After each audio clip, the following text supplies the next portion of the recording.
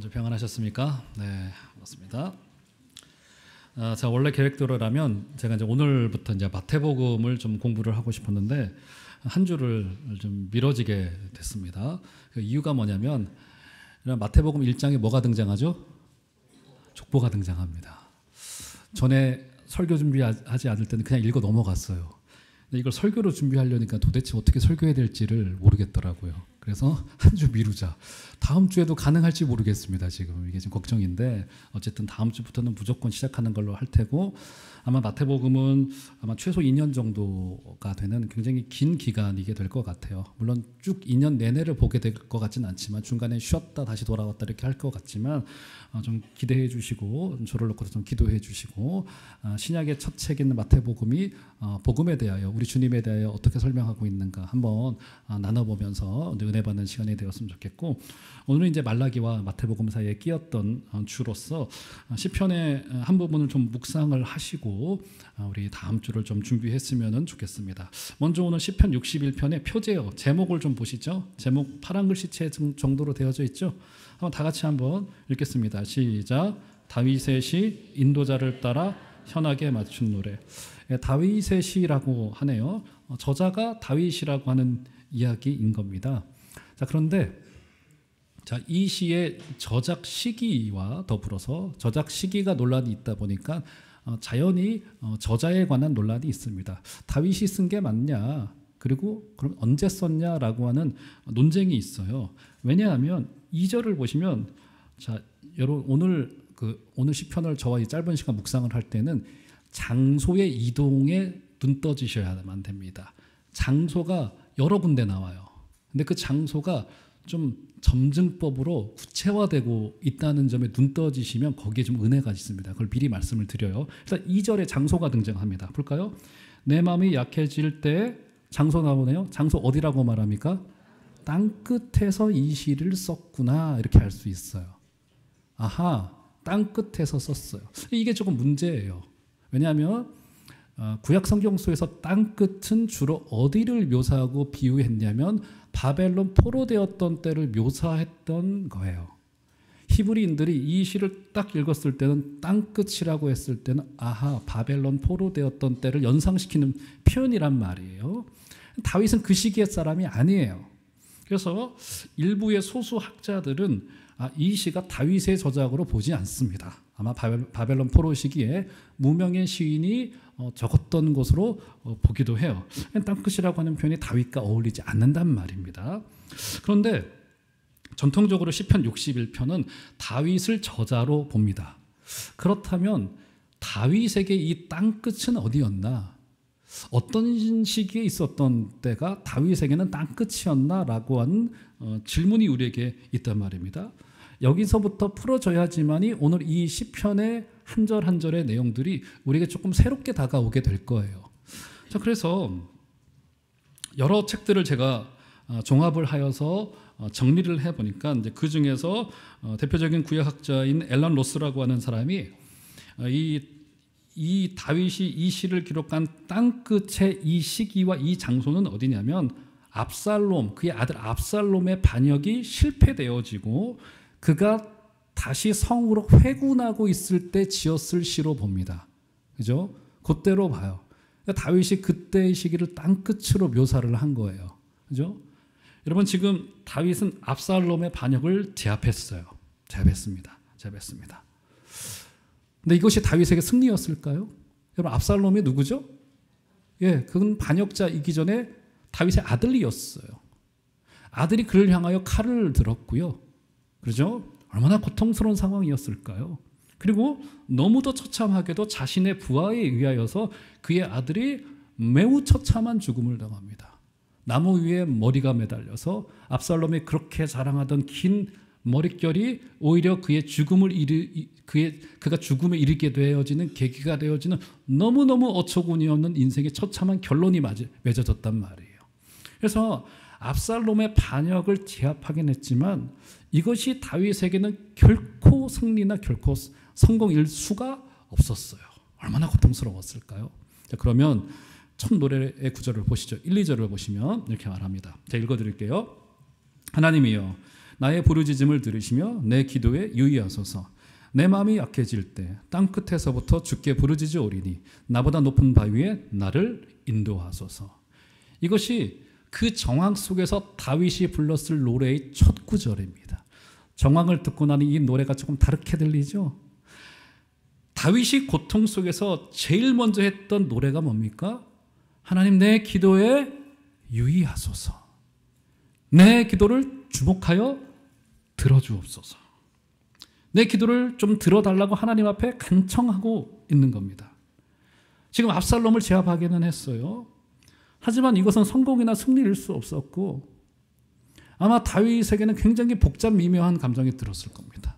나라가 안정됐다라고 하는 너무나도 감사한 마음도 있겠지만, 하지만 자신의 아들을 사실상 자신의 칼로 해할 수밖에 없었던 이 복잡 미묘한 이 감정들은 아마 다 말할 수 없었을 거예요.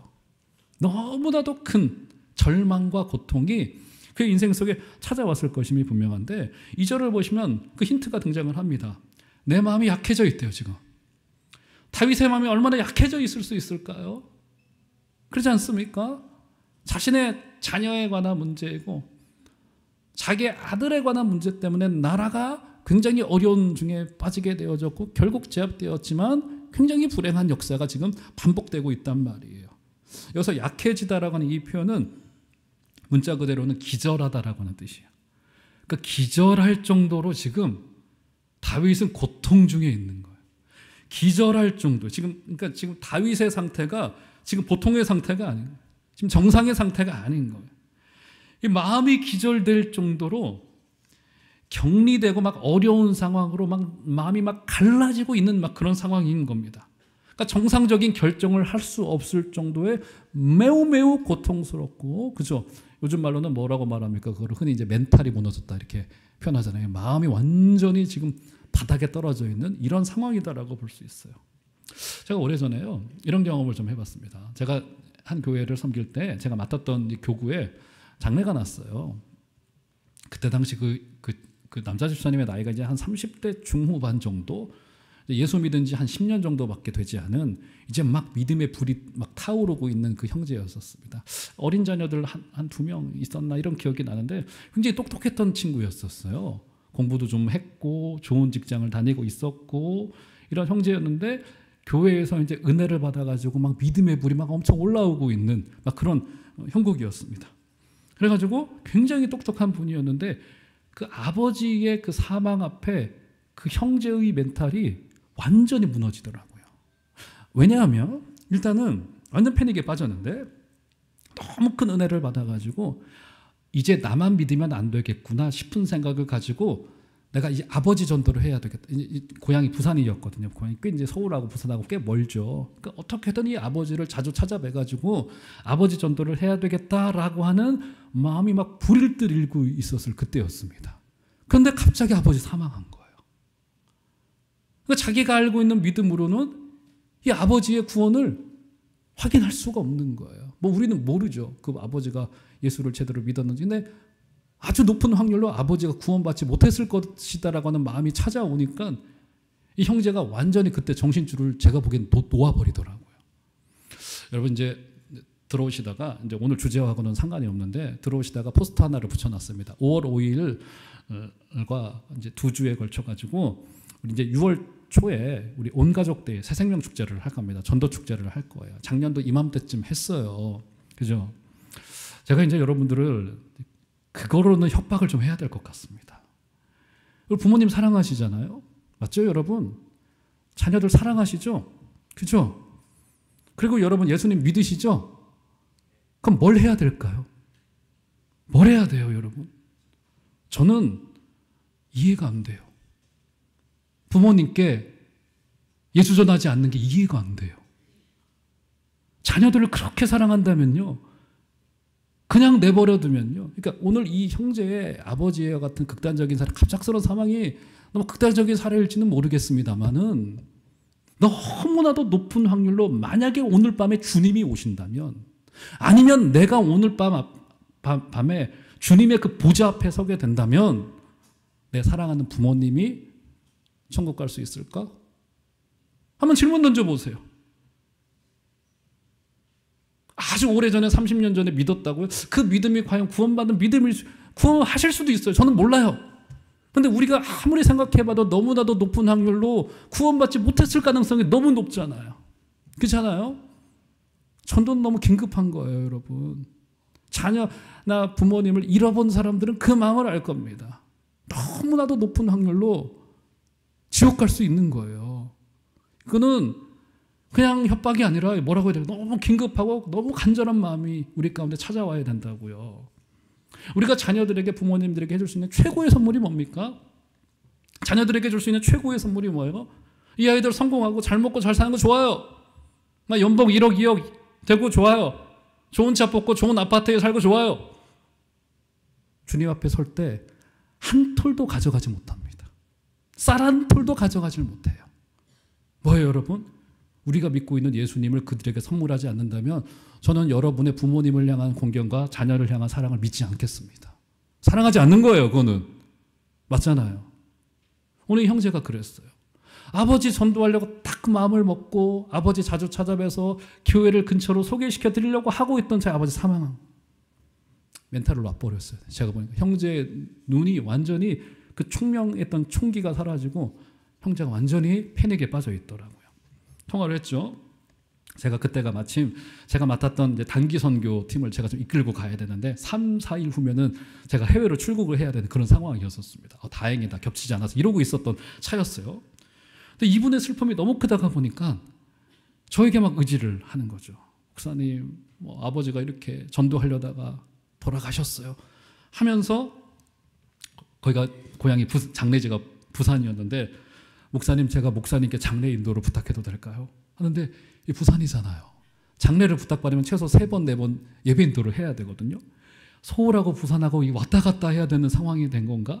주로 이제 교회 장례를 부탁할 때는 교회 가까운 곳에 장례식장을 잡고, 그리고는 이제 호상일 경우에 그저 교회 장례를 부탁한단 말이에요. 근데 형제는 그런 생각을 할 수조차 없는 상황이 된 겁니다. 저한테 완전히 의지를 한 거예요. 그래가지고 유선상으로는 이야기할 수 없어서 일단 교구의 여러 성도님들을 모시고 일단 부산으로 기차 타고 내려갔습니다. 가서 첫날에 위로해드리고 하면서, 어쨌든 장례는 이렇게 본인이 또 장남도 아니었고 막 이게 지금 멘탈이 무너지다 보니까 다 안 믿는 분들이었는데 막 교회 장례 부탁한다고 해서 뭐 어쨌든 잘 정리를 하고 했던 기억이 나는데, 아마 다윗에게도 마찬가지였을 거예요. 지금이 기절할 정도의 고통이 그에게 찾아와 버리고 만 겁니다. 정상적인 판단까지도 되지 않을 사건이 우리의 인생 속에 한 차례 두 차례 찾아와질 수가 있어요. 그때 다윗이 했던 제일 처음의 것이 무엇입니까, 여러분? 그는 하나님 앞에 뭘 했어요? 기도로 나가요. 기도로 나갑니다. 자, 그런데 자, 기도의 내용이 또 중요하죠. 한번 볼까요? 자, 보실까요? 2절 다시 보시면, 땅끝에서부터 주께 부르짖으 오리니 나보다 높은 바위에 나를 인도하소서. 한번 다 같이 한번 읽어볼까요? 나보다, 시작. 나보다 높은 바위에 나를 인도하소서. 기절할 만큼의 큰 고통 속에서 기도해야 되는데, 기도의 첫 마디가 뭐였냐면 나보다 높은 바위에 나를 인도하소서. 이게 다윗의 첫 기도의 문장이었습니다. 자, 그러면 나보다 높은 바위로 인도해 달래요. 굉장히 독특한 표현이고요. 제가 알기로는 구약 성경 속에서 나보다 높은 바위라고 하는 표현은 여기밖에 등장하지 않는 걸로 알고 있는데요. 바위인데 그냥 바위가 아니고 높은 바위래요. 나보다 높은 바위라고 하는 거 보니까 내 시선보다는 조금 더 높이 위에, 언덕 위에 올려져 있는 바위를 뜻하는 것이 분명합니다. 그렇죠?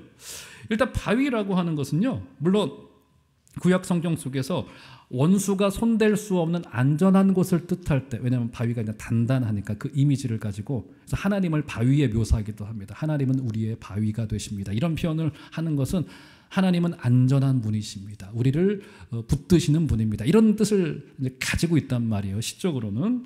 근데 여기서의 내용은 좀 독특해요. 나보다, 내 시선보다 높이 위에 있는 바위를 지금 시가 노래하고 있는데, 이것은 그래서 어떤 의미를 가지고 있냐면, 여러분 예루살렘이라고 하는 도시가 좀 언덕 위에 있잖아요. 그래서 나보다 높은 바위는 예루살렘의 성전이 거하였다. 아직은 다윗 때 성전이 지어지고 있지는 않지만 바로 그가 회군하고 있는 중에 눈앞에 언덕 위에 있는 도시로서 바라봐지고 있는 예루살렘을 사모하고 있는 거예요. 그죠? 그러니까 나보다 높은 바위라고 하는 말은 하나님의 언약궤가 있는 저 성소로의 복귀를 간절히 소망하고 바라고 있다는 뜻이 됩니다. 그러니까 지금 다윗이 고통을 감내해내면서 기도 중에 하나님을 피난처로 삼고 싶은 거예요. 조금 더 정확히는 어떤 의미냐면 정확히 그분의 말씀 앞으로 이 고난 중에 가고 싶은 거예요. 하나님, 나를 당신의 말씀 앞에 세워주시옵소서. 이게 하나님 앞에 그가 고통 중에 기절할 정도의 고통 중에도 간구하였던 내용입니다. 사랑하는 성도 여러분, 우리는 여기서 한 가지를 건져 올려야만 합니다. 여러분, 위기가 올 때 그것을 뚫어낼 비결이 여러분 어디에 있습니까? 하나님의 말씀에 집중하는 일이에요. 여러분, 우리가 미래의 염려에 짓눌리게 될 때 그것을 뚫어낼 유일한 방법이 어디에 있어요? 하나님의 말씀에 몰입하여서 그 말씀에 집중하는 일이에요. 참 제가 금요일 저녁마다 좀 엘리야 엘리사를 묵상하면서 참 은혜가 좀 되는데요. 여러분, 우리가 고난이 올 때 대체로 어떻게 합니까? 이 고난이 닥쳐지게 된 문제의 근원이 어디에 있는지를 막 해결하고 싶어 합니다. 사람을 찾아가기도 하고요. 어떻게 하면 문제가 해결이 될 수 있을까? 전화를 해보기도 하고요. 아니면 고난을 내가 잘 견뎌낼 수 있는 고난당하는 나를 묵상합니다. 나를. 내가 이것을 잘 견뎌낼 수 있을까? 나의 고난을 묵상하고요. 나의 못남, 나의 잘남 등을 묵상한단 말이에요. 엘리야가요. 지난주에도 말씀을 드렸는데 제가 엘리야를 묵상해서 참 이게 깨닫는 바가 좀 많은데요. 엘리야는 대단한 사역을 했습니다.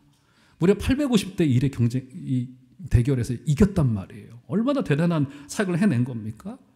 그리고 사실상의 아합으로부터의 항복 선언도 받은 것이나 마찬가지예요. 아합도 이 대결에서 지고 나서는 막 정신을 못 차리고 엘리야의 말을 따라가고 있단 말이에요. 그죠? 하늘에서 불이 떨어지고요. 상상을 해보세요. 제가 설교했더니 막 불이 떨어진다고 생각해 보세요. 여러분들이 저를 다 존경하지 않겠습니까? 3년 6개월 동안 멈추어 있던 하늘문에서 막 비가 내리기 시작한단 말이에요. 엘리야가 기도를 했더니 얼마나 대단한 사역을 한 겁니까? 그리고 온 백성이 엘리야의 말 한마디에 칼을 잡을 준비를 다 하고 있는 모든 우주의 기운이 엘리야에게로 집중되고 있었던 상황이에요. 그런데 그때 하나님께서는 이세벨을 통하여서 엘리야의 그 기적의 사건을 멈추게 하세요. 참 이상해요. 제가 보기에는 인간적으로 이대로 밀어붙이면 될 것 같아요. 아합 무너질 것 같아요. 북이스라엘도 엘리야가 접수할 것 같아요. 영적인 힘으로 막 불도저처럼 그냥 막 전부 다 전복시키면 될 것 같아요. 그런데 우리는 하나님의 뜻은 모르겠지만 하나님 그렇게 하지 않으세요. 엘리야를 그냥 이세벨을 그냥 이세벨답게 두셔서 엘리야의 사역을 여기서 멈춘단 말이에요. 멈춘단 말이에요. 이세벨이 기세등등합니다. 엘리야 데리고 와 다 죽일 거야. 막 이렇게 된 거예요. 그때 엘리야는 이세벨이 무서워서가 아니라 하나님에 대하여서 불평 안에 불평이 찾아온 거예요. 아니, 하나님 왜 여기서 멈추게 하십니까? 왜 도대체 왜 멈추게 하십니까? 하나님이 그를 우여곡절 끝에 한 산의 한 동굴 앞에 그를 데려다 세웁니다. 그리고는 세 가지를 보여주세요. 먼저는 바람, 지진, 불을 보여주신단 말이에요. 거기 하나님의 인재가 있어요? 없어요? 인재가 없어요. 전혀 있지 않아요. 그런데 하나님께서 그것이 모두가 다 지나간 뒤에 하나님이 그를 세미한 소리 앞으로 인도합니다. 세미한 소리라는 게 뭐라고 말씀드렸습니까? 작고 가느다란 목소리를 뜻해요. 자꾸 가느다. 우리 교인 중에서도 몇 분 계세요. 자꾸 가느다란 목소리. 그분하고 대화를 하려면 귀를 쫑긋 기울이고 그분의 음성을 들어야지만이 무슨 소리 하는지가 들립니다. 그렇죠? 근데 하나님이 그런 음성으로 말씀하시는 거예요. 아니, 하나님이 목소리가 작으신가요, 여러분? 우리 속으로 하나님 좀 크게 좀 말씀하시지. 제가 그래가지고 저도 설교 시간에 가끔 조그맣게 얘기하려고 합니다. 여러분 귀를 기울여 들으시라고. 하나님 크게 좀 말씀하시지. 하나님, 엘리야야, 일 앞으로 와. 엘리사 세워. 아람 나라 걱정하지 마. 집중하여 듣지 않으면 듣지 않을 소리 앞으로 인도한단 말이에요. 무슨 뜻일까요?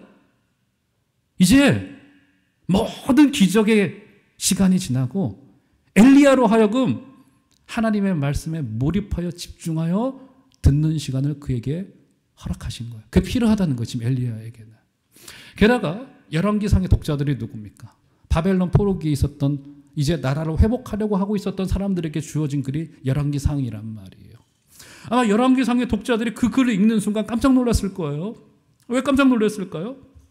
지금 그들에게 있었던 그 열망은 어떻게 하면 그들의 나라를 회복시킬 것이고 우리의 가정을 회복시킬 것이고 내게는 회복될 수 있을까에 대한 고민을 가지고 있을 그들에게 아마도 저자로 알려져 있는 에스라가 이 기록을 남긴 거예요. 뭘 발견하는 겁니까? 국제 정세가 바뀌면 좀 나라가 회복이 되어질까? 우리나라가 좀 힘이 좀 더 세져야지 지금 이 어려운 시대 속에서 이 바벨론 포로에서 우리가 풀려날 수 있을까? 뭐 이런 고민을 하던 차였단 말이에요. 그죠? 근데 아니라는 거예요, 그게. 그럼 뭘 우리에게 집중토록 하는 거예요? 하나님의 말씀 앞으로 나와야 된다. 하나님의 말씀 앞으로.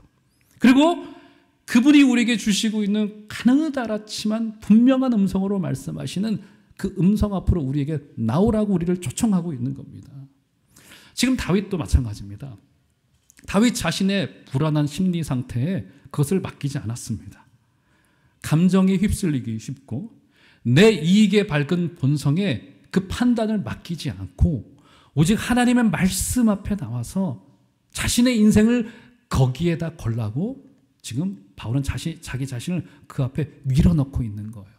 사랑하는 종합제일교회 성도 여러분, 이번 한 주간에도 우리가 알고 있던 대로 믿지 말아주시고 하나님의 말씀이 이번 한 주간에도 우리에게 어떻게 말씀하시는가를 다시 한번 들으시고 그 앞으로 나가시게 되시는 여러분들 되시기를 주의 이름으로 축원합니다. 이 말씀은 글자로 되어져 있지만 하지만 어느 순간인가 이 말씀을 읽다가 보면은 이 말씀이 우리를 읽을 거예요. 우리의 인생을 해석해낼 겁니다. 그럼 우리를 또 다른 길로 인도하시게 될 거예요. 오늘 그 말씀 앞에 서주시고 하나님의 은혜의 자리 앞에 서주시는 복된 여러분들 되시기를 주 이름으로 축원합니다. 자, 조금 더 기도가 깊어집니다. 한번 볼까요? 3절, 4절 가보시면 이렇게 기도를 합니다. 한번 2절은 다 같이 한번 읽어보시죠. 시작. 주는 나의 피난처시요 원수를 피하는 견고한 망대이심이니이다. 내가 영원히 주의 장막에 머물며 내가 주의 날개 아래로 피하리이다. 셀라. 예, 제가 아까도 말씀드렸죠. 장소에 주목하여야 된다고요. 자, 일단 주님을 견고한 망대라고 하면서 다윗은 주의 장막에 머물겠다고 지금 말합니다. 주의 장막에. 그리고 나서는 그 장막 중에서도 주의 날개 아래로 피하여 들어가겠다라고 이야기를 합니다. 주의 날개 아래로 저도 기도를 많이 합니다. 주님의 날개 아래로 주님의 날개 아래 거하게 하여 주옵소서. 우리 성도님들이 이번 한 주간도 주님의 날개 아래 있기를 원합니다. 아마 여러분들은 그것을 주님이 우리를 보호해 주시는 거겠구나라고 생각하실 수도 있겠습니다만 이게 어떤 의미를 가지고 있냐면 지금 주의 장막에 있는 주의 날개 아래로 들어가는 겁니다. 여러분, 주의 장막은 성소를 뜻하고 있는데요. 성소 중에서 제일 깊숙한 곳이 여러분 어디입니까? 그러네요. 대답 안 하실 줄 알았는데 지성소죠. 지성소에 날개가 하나가 있죠. 지성소에 뭐가 안치가 되어져 있죠? 언약궤가 안치가 되어져 있는데 거기에 날개가 있어요. 자, 한번 그림 한번 올려줘 보실까요? 자, 이게 바로 언약궤의 그림입니다. 지성소 한가운데 있었던 언약궤를 성경에 따라서 묘사해 놓은 건데 대체로 저런 그림일 것으로 전부 다 추정을 하더라고요. 그죠? 뭐 우리로 말하면 또 뚜껑 위에 그룹이라고 하는 천사로 그러니까 그룹이라고 하는 이름으로 명명되어진 천사의 두 날개가 이렇게 펴져서 있습니다. 이렇게 양쪽으로 펴져서 이렇게 있어요. 그죠? 날개 아래라고 하는 것은 저 날개의 아래로 들어간다는 것을 뜻해요. 저기를 뭐라고 부르냐면 저기 가로치고 있네요. 세자로 뭐라고 되어져 있습니까? 시은좌라고 되어져 있어요. 시은 은혜가 거하는 장소라고 하는 뜻입니다. 시은좌 바로 다윗이 날개 아래로 피하겠다라고 하는 것은 저 시은좌로 가겠다고 하는 겁니다. 그래서요, 제사할 때는요, 저 시은좌에 희생제물에 피를 붓도록 했어요. 은혜의 장소에는 늘 피가 부어진 거예요. 여러분 다 알고 계신 바대로 그래서 저 시은좌에 부어지는 피는 그리스도의 희생의 피를 예표하고 있고요. 다윗이 이렇게 주님의 날개 아래로 가겠다라고 한 것은 주님의 긍휼 아래로 주님의 긍휼과 자비가 부어진 그 현장 아래로 제가 늘 가겠습니다라고 하는 고백을 가지고 있는 거예요. 이번 한 주간에도요. 우리 주님의 은혜를 구하셔야만 됩니다. 여러분 단순히 수사가 되어서는 안 돼요. 내가 주님의 은혜가 필요합니다. 레토릭 정도가 되어서 모든 것이 다 주님의 은혜입니다. 너무 정답이고 너무 맞는 말이지만 너무 뻔한 말이 되어서는 안 돼요. 정말로 주님의 은혜예요. 우리의 인생은. 그분의 은혜가 아니면 안 되는 거고요. 주님의 지켜주심이 안 된다라고 하는 고백이 우리 가운데 있게 되는 거고, 다윗은 이 절망스러운 상황 속에서 다시 주님의 은혜를 바라보고 있다고요. 이번 한 주간에도 주님의 은혜를 바라보십시다. 우리의 마음의 전제, 믿음의 전제, 내 인생의 모든 것들, 흔들리는 나의 감정들에 여러분의 인생의 판단을 맡기지 마시고 이번 한 주간에도 주님의 놀라우신 은혜 앞으로 나가게 되시는 복된 여러분들 되시기를 주 이름으로 축원합니다. 자, 아까 말씀드렸죠. 장소 이동이 중요하다. 그럼 정리를 이제 해보겠습니다. 말씀의 마지막쯤 왔으니까. 자, 다윗이 처음에 이 시를 쓸 때 어디에 있었죠? 2절에 보시면 땅 끝에서 있었어요. 그는 아마 회군하는 중에 지었을 노래로 알려져 있습니다. 그 다음에 그가 어디를 바라보고 있어서요? 땅 끝에서 나보다 높은 바위, 예루살렘 도시 그 성전을 바라보고 있었을 것임이 분명합니다. 그것은 바로 주님의 그 성소를 뜻하는 것이 분명해요. 그 다음에 그가 어디에 있습니까? 4절을 보시면 내가 영원히 주의 장막 안에 머물기를 소망합니다. 예, 나보다 높은 바위인 예루살렘 중에서도 성소를 뜻하고 있는 주의 장막을 바라봐요. 성소. 그죠? 지성소를 바라봅니다. 주의 장막을 바라봅니다. 그 장막 중에서도 그가 또 어디로 들어가게 됩니까? 주의 날개 아래로. 그죠? 4절에. 그죠? 점점 더 장소가 구체화되고 좁혀지고 있는 것을 볼 수 있고, 좀 더 정확히 말하자면 점증법으로서 조금 더 깊숙한 곳으로 들어가고 있어요. 도시를 바라보다가 성전을 바라보고 지성소를 바라보고 지성소의 언약궤를 바라보고 언약궤 중에서도 은혜의 상징인 시은좌 아래로 들어가기를 원한다고 지금 그런 이야기를 하고 있어요. 점점 더 깊이 있게 지금 들어가고 있는 거예요. 그러니까 다윗은 먼저는 교회를, 성소를 사모했어요. 성소를 사모. 여러분, 그래서 교회를 사랑하고 사모하는 것은요, 굉장히 우리 신앙생활에서 중요합니다. 물론 구원은 굉장히 개인적인 거기 때문에, 구원이 개인적인 것이라는 것은, 왜냐하면 집단으로 하나님이 누구를 구원하시는 것은 아니거든요. 구원은 개인적이라는 것에서 뭐 교회를 덜 사랑하면 구원이 없는 거냐 뭐 이렇게 말할 수는 없을 거예요. 그런데 신약 성경에서 교회를 강조하는 곳에서 이것이 얼마나 중요했냐면, 과거에 이제 교부 신학자들이 어느 정도로까지 이야기를 했냐면, 하나님이 아버지시라면 교회는 어머니다라고 표현을 했습니다. 그만큼 교회를 강조한 거고요. 더 나아가서 어떻게까지 이야기를 했냐면요, 이것은 저는 다 동의하진 않지만 한 교부 신학자는 교회가 없이는 구원도 없다고 말했습니다. 이건 저의 말이 아니에요. 저는 그 말에 다 동의하진 않습니다. 교회 밖에도 구원이 있을 수 있다고 생각해요, 저는. 그죠? 그런데 그 신학자가 그렇게 말했던 그 중심은 이해해야 됩니다. 성경은 우리로 하여금 즉시로 구원받은 뒤로 교회 공동체를 부르십니다. 굉장히 중요한 내용 중에 하나예요. 그래서 바른 신앙으로 자라가는 데 있어서는 교회를 향한 사모함과 소망은 굉장히 중요한 거예요. 그죠? 그러면서 더 어디로까지 나가요? 오늘 본문에서 보면은, 그죠? 어디로 나가냐면 주의 장막 안으로, 성소 앞으로 한 발자국 더 성큼 들어가는 것을 볼 수 있습니다. 이런 교회를 사모하는 것은 좋은 마음이에요. 그런데 교회를 사모하는 것으로는 아무것도 되지 않아. 그래, 우리 종암제일교회 너무 중요하지, 소중하지, 나 때로 섬겨야지. 아니요, 이거 가지고는 안 됩니다. 우리는 어디로 들어가줘야 돼요?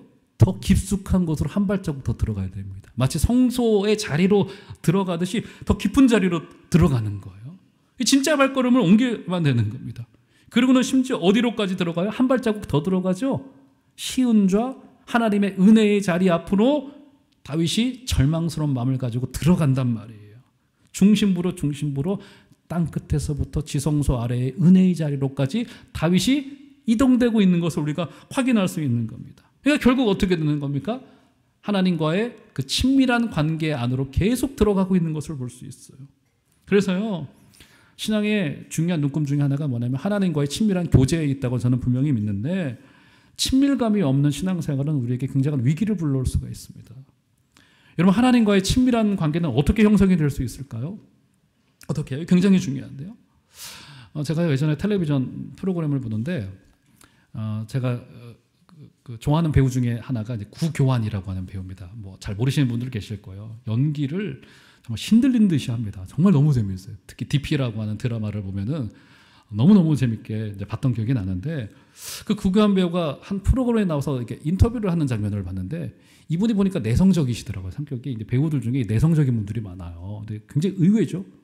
근데 이 배우로서의 활동을 할 때는 굉장히 뭐 신들린 듯이 연기를 하는데, 그분이 이제 인터뷰를 하는데, 인터뷰하는 사람도 봤더니 이 사람이 내성적인 것 같아요. 그러더니 여러 가지 질문을 하던 중에 이런 질문을 던지더라고요. 아니, 배우님하고 친해지려면 시간이 좀 얼마나 걸릴까? 이렇게 질문을 던졌어요. 했더니 그 구교환 씨가 어떻게 대답을 하냐면 하더니 그냥 저랑 같이 산을 넘으면 되더라고요 하더라고요. 작업을 하든지 산을 같이 넘으면 친하게 되더라고요. 이렇게 이야기를 하는데 나름 깨달음이 좀 있었어요. 영적인 노래 각인이 되더라고요. 같이 어려움의 시간을 보내고 함께 사역의 그 기쁨과 고통의 터널을 지나게 될 때, 그때 진짜 사람과 사람 사이에서도 진실한 교제가 이루어지게 되더라고요. 여러분, 제가 잘은 모르지만 제가 일반 직장을 다녀본 적이 없기 때문에 직장에서 만나는 분들 대체로 어떤 관계로 묶여 있는 겁니까? 친하죠. 근데 뭘로 묶여 있는 거예요? 이익이라고 하는 관계로 묶여져 있는 거예요. 맞잖아요, 여러분. 그렇지 않습니까? 밥 한 끼 먹었다고 친해지나요? 그렇게 되진 않아요. 친밀한 교제가 생겨나지가 않습니다. 하나님과의 관계도 마찬가지입니다. 고난과 기쁨의 때 사랑하는 성도 여러분, 주님과 동행하셔야만 됩니다. 그 고난이 여러분들을 이끌어가게 두지 마시고 그 고난 속에 지금도 시퍼렇게 역사하시는, 복음으로 역사하시는 하나님을 붙드시고, 내가 성공했어요. 너무 기뻐요. 그 기쁨이 여러분들을 주도하지 말게 하십시오. 하나님이 여러분의 인생을 주도하게 하셔서 나를 왜 이곳까지 이끄셨을까라고 하는 그 기쁨을 가지고 주님 앞으로 나가게 되시는 여러분들 되시길 주의 이름으로 축원합니다. 그죠? 자, 이제 말씀의 한번 결론으로 가봅시다. 자, 주님과의 친밀한 이 교제는 결국 여기로까지 인도합니다. 6절 보시면, 마지막이니까 한번 다 같이 한번 읽어볼까요? 6절만 읽겠습니다. 시작. 주께서 왕에게 장수하게 하사 그의 나이가 여러 대에 미치게 하시리다. 6절 다시 한번 보세요. 주님께 어떤 기도를 하고 있냐면 왕에게 장수하게 하사 이렇게 말합니다. 왕은 누구를 뜻합니까? 다윗 왕 본인을 뜻하잖아요. 그래서 다윗이 요즘 마음이 약해졌구나. 지금 압살롬 때문에 이 목숨이 경각에 달려 있었던 경험을 하고 나니까 하나님 저 오래 살게 좀 해주세요라고 기도하는 것일까?